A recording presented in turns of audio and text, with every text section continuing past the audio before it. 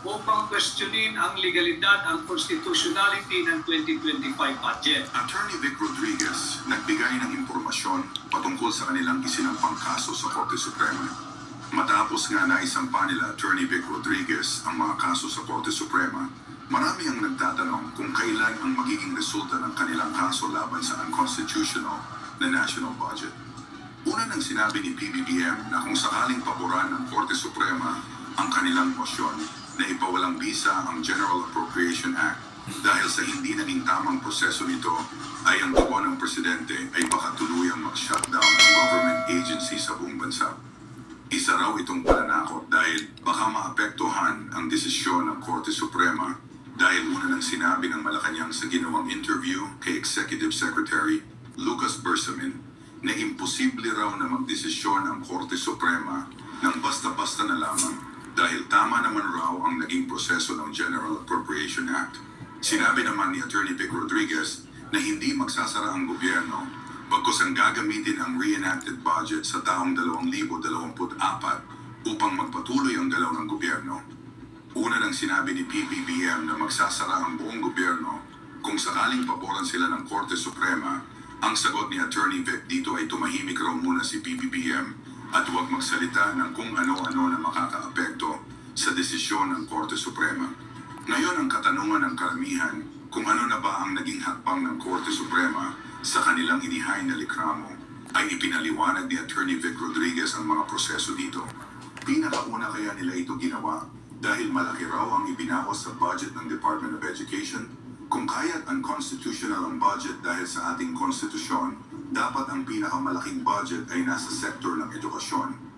Pangalawa dito ay ang budget ng PhilHealth na siyang lubos na kinakailangan ng mga mamamayan na nasa mapapang antas ng pamumuhay na siyang nakatutulong sa mga mahihirap.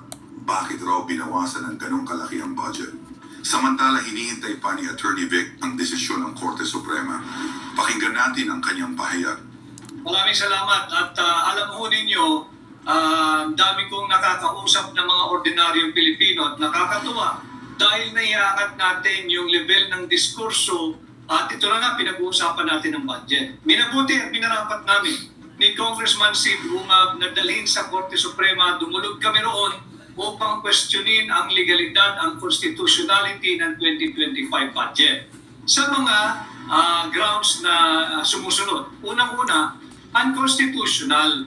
Nabigyan nila ng zero funding yung PhilHealth sapagkat yung PhilHealth may pinagkukuhaan ng special purpose fund yan. Katulad nung share niya doon sa sin taxes, levy on tobacco, sigarilyo, alak at yung mga gumagamit ng matatamis, yung mga sweetened beverages. 80% yan automatic popondohan yung Republic Act 11223 o yung Universal Healthcare Law, kasali dyan ang PhilHealth. Kanya hindi pwedeng bigyan ng zero budget ang PhilHealth. Pangalawa, higit na malaki ang pondong ibinigay sa public works. Unconstitutional din yan sapagkat malinaw sa ating saligang batas, Article 14, nandiyan niya, nakasulat dyan, Section 5, na ang pangunahing dapat bibigyan ng prioridad pagdating sa budgeting ay ang Department of Education, hindi ang Public Works. At pangatlo, ito yung magdadalawang linggo ng pinag-uusapan, unconstitutional yung enrolled bill sapagkat puno ito ng blanco. Yung final bicameral conference committee report na pinakita namin na blanco, 28 line items ay blanco consisting of 13 pages. At kahit ito'y blanco, ito ay pinirmahan, rinatipikahan, at inaprubahan at final sa House Bills and Index Service at ginawa ang enrolled bill. Unconstitutional yun dahil hindi ka pwedeng magpasa ng isang panukalang budget na punong-puno ng blanco. Korupsyon ang may tuturing dyan. Hindi sapat yun sapagkat ito'y paglabag na malinaw sa ating saligang batas. So ulitin ko, yung provision ng ating Constitution, I think Article 6, Section 29 yan na yung mga money collected on taxes levied for special purpose shall be treated as a special fund and shall be used only for that special purpose for which the collection was made. Yan nga po yung 80% doon sa tinatawag na taxes levied on sin products, yung tabako, sigarilyo, alak, at yung mga matatamis na inumin. Malinaw yan at yung linabag ng kasalukuyang budget. Ayan kasong kriminal din yan Dahil yan, bawal na maglipat ka ng pondo at huwag mong pakilaman yung special purpose fund.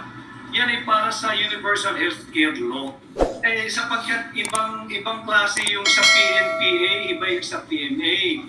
Yan ay sa ilalim ng budgeting ng DILG at ng DND, ng Department of National Defense. Hindi mo pwedeng ihalintulad ang struktura ng PMA at PNPA at yung mga iba pang katulad nitong education sector. Sapagkat ang mga profesor sa PNP ay sumasahod sa PNP.